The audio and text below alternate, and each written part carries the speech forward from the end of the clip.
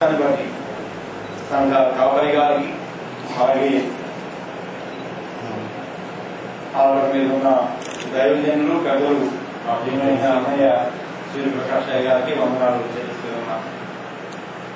పుల్లయ్య, ప్రశాంతి వాక్యంలో ప్రభు ఈ ముగ్గురు ఎఫ్ఎస్సి పత్రికలో మనకు కనపడుతూ ఉంటారు.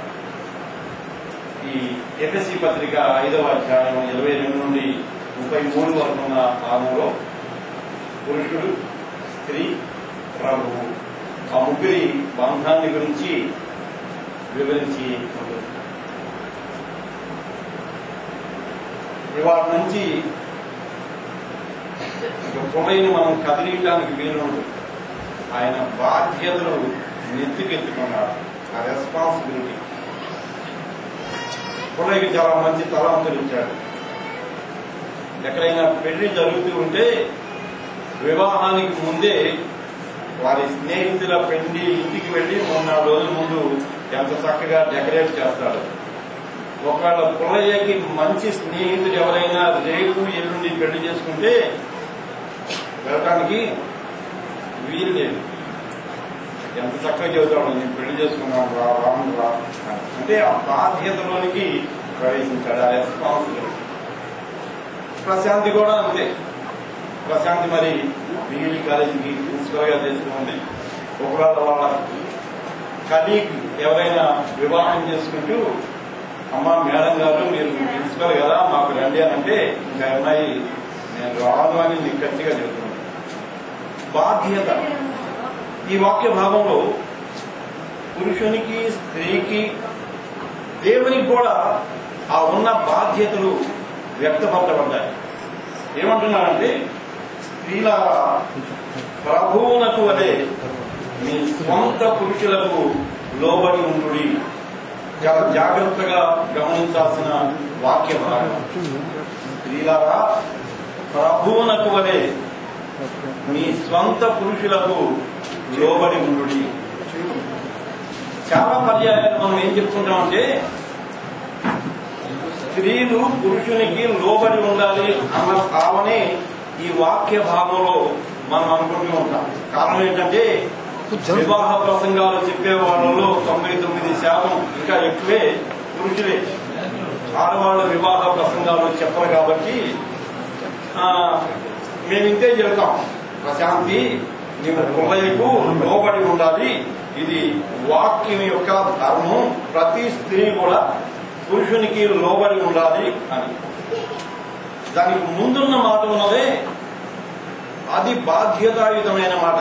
ప్రభువుకు వలె ఆ మాట ఎప్పుడు మనం జ్ఞాపకం పెట్టుకోం. స్త్రీలారా ప్రభువునకు వలె మీ స్వంత పురుషులకు లోబడి ఉండుడి.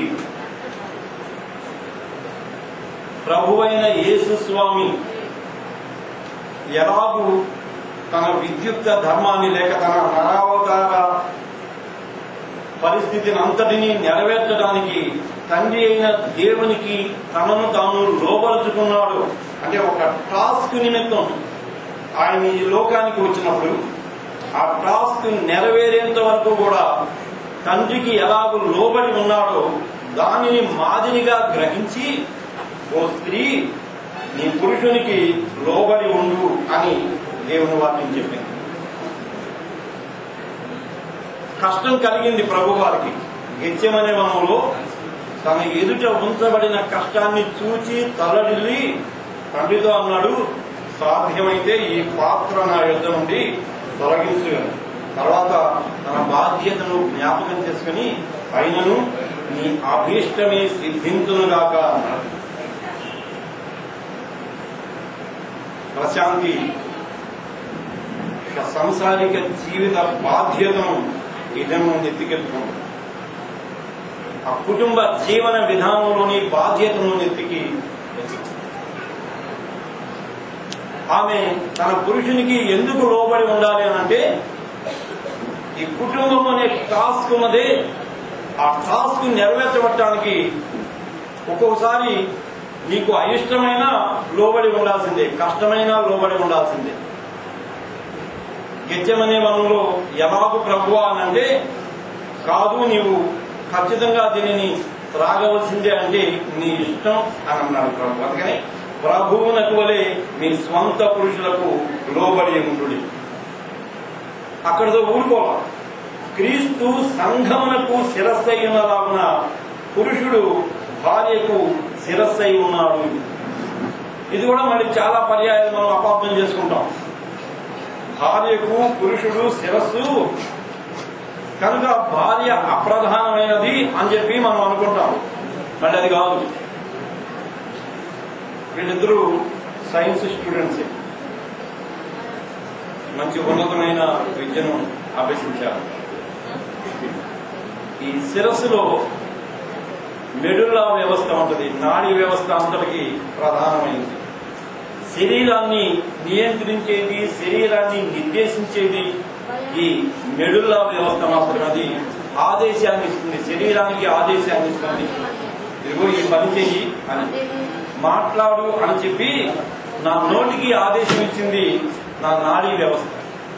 నేను ఏం మాట్లాడాలో ఆ మాటలు ముందుగానే నా నోట ఉంచుతూ ఉంటుంది ఈ నాడీ వ్యవస్థ, ఈ శిరస్సు. అయితే శిరస్సుకు శరీరం మీద వరదమాలిన ప్రేమ. ఎలాగంటే ఒకవేళ నా నాడీ వ్యవస్థ లేక నా మెడుళ్లలో ఉండే ఆ ప్రధానమైన నిర్దేశిత వ్యవస్థ కనుక నీవు వెళ్ళి అదిగో ఆ వీడియో తీస్తూ ఉన్న పైన లైట్ ఉన్నదే దాన్ని పట్టుకో అని కనుక చెబితే నా శరీరం పట్టుకుంటుందా? పట్టుకోదు, అసలు చెప్పదు. అది అవినాభావ సంబంధం. తన భార్య శరీరమైనప్పుడు, తన భార్యకు కులయ్య పురుషుడు లేకపోతే శిరస్సు అయినప్పుడు, తన భార్యకు అప్రధానమైనది, తన భార్యకు అపకారం కలిగించేది దేనిని చెప్పడు. అది బంధం. ఈ మర్మము గొప్పది అని అంటాడు. ఈ శిరస్సు శరీర మర్మం ఉన్నదే ఇది గొప్పది. నేను శిరస్సు కాబట్టి నేను చెప్పినట్లు నీవు వినాలి అని పురుషుడు అంటానికి వీల్లేదు. అందుకనే దిగువ భాగం అంటాడు, తన స్వంత శరీరము వలె తన భార్యను ప్రేమించవలెను.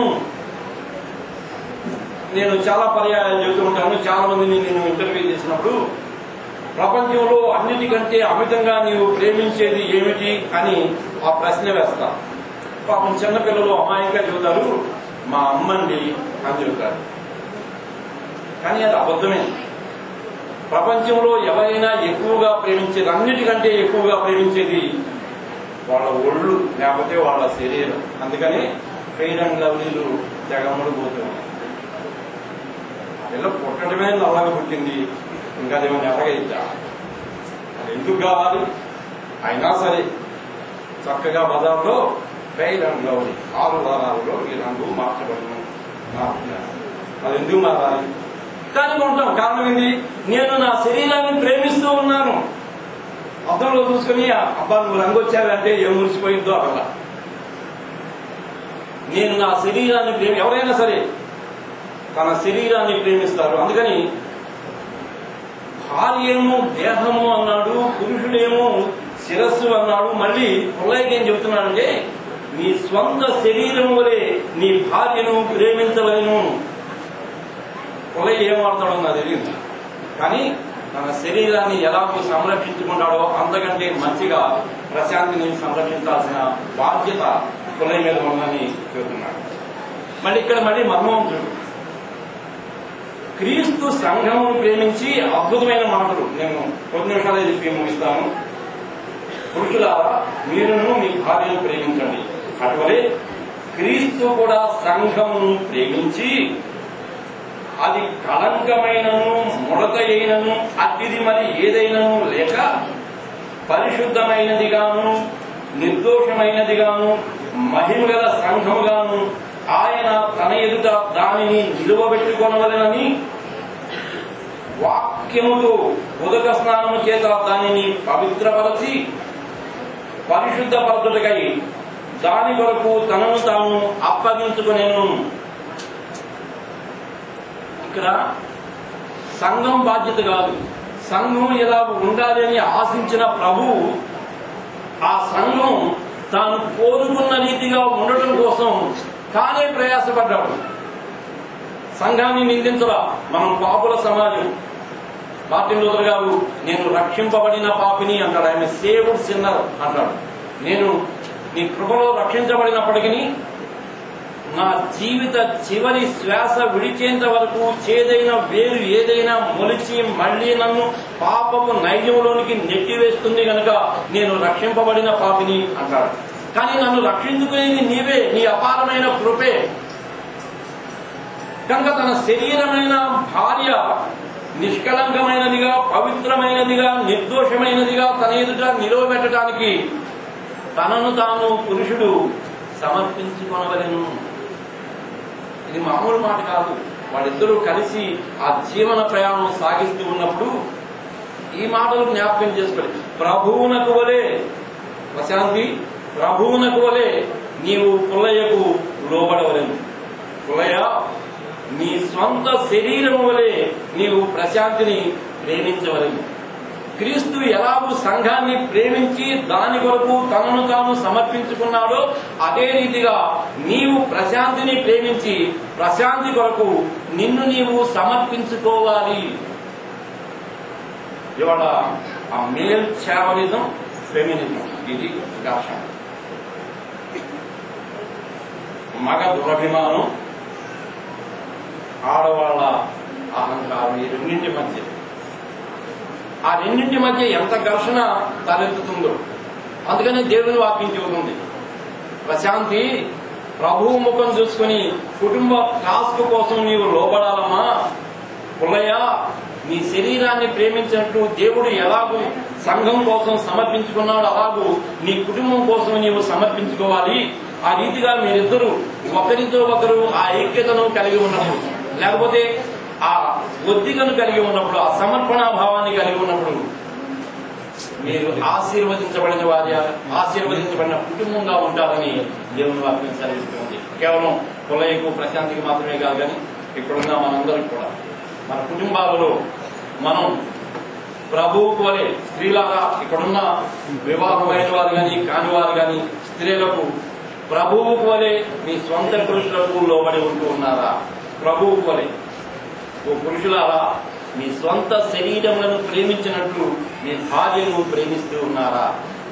క్రీస్తు ఎలాగూ సంఘం కోసం తనను తాను సమర్పించుకున్నాడో అలాగే మీ కుటుంబం కోసం మిమ్మల్ని మీరు సమర్పించుకుంటూ ఉన్నారా? మామూలు ప్రశ్నలు కాదు. ఈ 3 ప్రశ్నలకు జవాబు అవును అని మనం చెప్పగలిగితే మన జీవితాలు ఆశీర్వాదకరంగా ఉంటాయి. దేవుడు ప్రశాంతిని, పుల్లయ్యను అలాంటి పరిశుద్ధమైన, నిష్కలంకమైన, నిర్దోషమైన క్రైస్తవ కుటుంబ జీవనంలో ముందుకు సాగిపోవడానికి కృప అనుగ్రహించునుగాక. ఆమేన్.